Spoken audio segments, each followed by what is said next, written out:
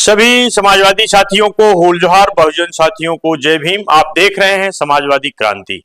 आज आपको मैं बताऊंगा कि हिंदू राष्ट्र क्या है। हिंदू राष्ट्र बहलिए बहलिए का एक जाल है। ब्राह्मणी वर्ण व्यवस्था के शूद्र अर्थात एससी एसटी ओबीसी इसमें फंसने से बचे, ये हमारी राय है। ब्राह्मणों का संगठन आरएसएस और उसमें पैदा हुए सैकड़ों संगठन के फुल टाइमर प्रचारक, कथित साधु संत, बाबा, प्रवचनकार, पंडे, पुजारी जो शूद्रों के चढ़ावे एवं दान दक्षिणा पर पल रहे हैं, वे कभी भी शूद्रों के जाति भेदभाव, शोषण, उत्पीड़न, हकमारी पर कुछ नहीं बोलते। उनका एजेंडा सिर्फ शूद्रों को भूत प्रेत, भाग्य, भगवान, स्वर्ग, नर्क आदि की बेसिर पैर की दनियाकुनी बातों में समझाकर धन ऐंठना, अंधविश्वासी बनाए रखना, किसी भी कीमत पर उनके अंदर तर्कवादी वैज्ञानिक सोच न पैदा होने देना। दूसरा एजेंडा मन मस्तिष्क में मुसलमानों के प्रति नफरत भरकर उन्हें हिंदू बनाए रखना, क्योंकि हिंदू बनाए रखने के लिए ही मुस्लिम द्वेष के अतिरिक्त उनके पास दूसरा कोई रास्ता नहीं है। यह बात बता नहीं सकते कि हमारी ब्राह्मणी वर्ण व्यवस्था में तुम चौथे दर्जे के नागरिक शूद्र हो, जिसे हमारे शास्त्रों के अनुसार शिक्षा, संपत्ति, शास्त्र, मान सम्मान, अधिकार नहीं है। इसलिए मुस्लिम देश की गोली ने देकर हिंदू बनाया जा रहा है। आपको शोषण करना उनका सातिराना राजनीतिक एजेंडा है, जिससे धर्म के नाम देकर उसको रात दिन प्रचार प्रसार करते रहते हैं। शूद्र अपने ही देश का शासक न बनने पाए, भारत में ब्राह्मण शाही और मजबूत हो, इसके लिए वे जोर शोर से हिंदू राष्ट्र का राग अलापते रहते हैं। दूसरी तरफ आरएसएस की ही पैदाइश भाजपा, जो वर्तमान में शूद्रों के ओर से ही भारत की सत्ताधारी पार्टी है, वह शूद्रों का आरक्षण खत्म करने के लिए युद्ध स्तर पर निजीकरण करके सरकारी संस्थानों को बेच रही है, जो लेटरल एंट्री द्वारा 340 आईएएस बनाती है, जिसमें एक भी शूद्र यानी एससी एसटी ओबीसी नहीं होता है। राम मंदिर ट्रस्ट में एक भी ओबीसी नहीं रखती है। उच्च कार्यपालिका में 85% जनसंख्या वाले शूद्रों की संख्या नगढ़ की विधायिका में जोड़े उन्हें पद तो दिया, लेकिन पावर नहीं दिया। उच्च और उच्चतम न्यायालय में शूद्र यानी एससी एसटी ओबीसी के न्यायाधीश ढूंढते रह जाओगे। कॉलेजियम सिस्टम द्वारा न्यायालयों पर ब्राह्मणों का एकाधिकार हो चुका है।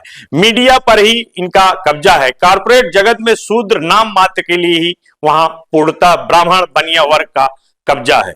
देश के विद्यालयों में उप कुलपति से लेकर प्रोफेसर आदि पदों पर ब्राह्मण समाज का कब्जा है। उन पर पदों पर अघोषित से शूद्र और प्रवेश वर्जित का बोर्ड लगा है। ईडी, सीबीआई में, विदेशों में राजदूत, हर जगह से एससी एसटी ओबीसी लगभग गायब हैं। शूद्रों की हर पावर सेंटर से दूर रखने की नींव ब्राह्मणों की ही पार्टी कांग्रेस ने रखी थी, जिसे भाजपा और पुख्ता कर रही है। इसलिए आजादी से आज तक कांग्रेस भाजपा ने जाति आधारित जनगणना नहीं होने दिया, क्योंकि उससे उनके द्वारा स्थापित ब्राह्मणी एकाधिकार का भंडा फूट जाएगा। ओबीसी भी हर जगह संख्या अनुपात हिस्सेदारी की मांग करेगा और न मिलने पर इन ब्राह्मणी राजनीतिक पार्टियों से मुंह मोड़ लेगा। इसी भय से भाजपा किसी भी कीमत पर जाति आधारित जनगणना कराने को लेकर तैयार नहीं है। फिर भी शूद्रों का वोट तो चाहिए, तो इसलिए शूद्रों को फंसाने के लिए भाजपा भी हिंदू राष्ट्र का जाल फेंक रही है। उधर कथित साधु संत बाबा हिंदू राष्ट्र की बात कर रहे हैं, वो भी एससी एसटी ओबीसी को शूद्र ही मानते हैं। जो कहने के लिए कहते हैं वर्ण व्यवस्था कर्म आधारित है, लेकिन जनेऊ संस्कार जन्म आधारित कराते हैं। शंकराचार्य जन्म आधारित ब्राह्मण बनाते हैं। कर्मकांड कराने वाला जन्म से ब्राह्मण होना चाहिए। मंदिर का पंडा पुजारी जन्म से ब्राह्मण होना चाहिए। इन्होंने कहीं न कहीं मंदिर में शूद्रों का प्रवेश वर्जित का बोर्ड भी लगा दिया है। अर्थात धर्म के धंधे पर पूर्ण रूप से ब्राह्मणों का एकाधिकार है। आरएसएस, विश्व हिंदू परिषद, भाजपा भी कथित साधु Sant Baba, SC ST OBC को ब्राह्मणी वर्ण व्यवस्था को शूद्र मानते हैं। इनका प्रेरणा स्रोत मनु है। ये मनु स्मृति और रामचरितमानस के रचयिताओं के सपनों का भारत बनाने के लिए दृढ़ संकल्पित है, जिससे शूद्र अर्थात एससी एसटी ओबीसी को अशिक्षित रखकर उनके ऊपर तीनों वर्णों की सेवा करने का ही विधान है। इसलिए बिहार शिक्षा मंत्री चंद्रशेखर यादव, उत्तर प्रदेश के मंत्री स्वामी प्रसाद मौर्य द्वारा रामचरितमानस की शूद्र महिलाओं के लिए अपमानस चौपाइयों का विरोध करने पर हिंदू राष्ट्र की बात करने वाले सारे मनुवादी तुलसीवादी बिलबिलाने लगे थे। तुलसीदास दुबे ने रामचरितमानस में लिख दिया है आपने पढ़ा भी होगा कि ढोल गंवार शूद्र पशुनारी सकल ताड़ना के अधिकारी। दूसरी चौपाई आपको मैं बता दूं, अधम जाति में विद्या पाए भय अथाये दूध पिलाए। एक चौपाई और सुनिए, जो वर्णाश्रम तेल कुम्हारा स्वपच किरत कोल कलवारा।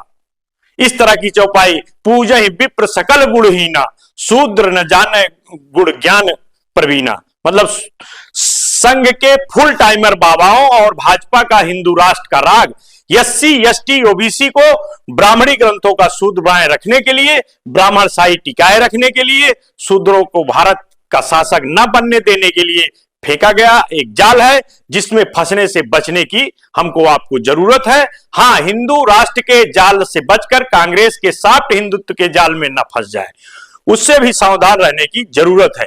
कांग्रेस भाजपा दोनों ब्राह्मणों की ही पार्टियां हैं। ब्राह्मणों की उस रणनीति का हिस्सा कि सत्ता पक्ष और विपक्ष दोनों जगह ब्राह्मणों का ही कब्जा रहे, शूद्रों के पास कोई विकल्प ही ना रहे। शूद्र समाज यानी एससी एसटी ओबीसी को इस ब्राह्मणी षड्यंत्र और हिंदू राष्ट्र के जाल से बचने की जरूरत है और अपने समतावादी महापुरुषों फूले साहू अंबेडकर पेरियार के बताए मार्ग पर चलते हुए एकजुट होकर भारत की सत्ता हर हाल में अपने हाथ में लेने की जरूरत है।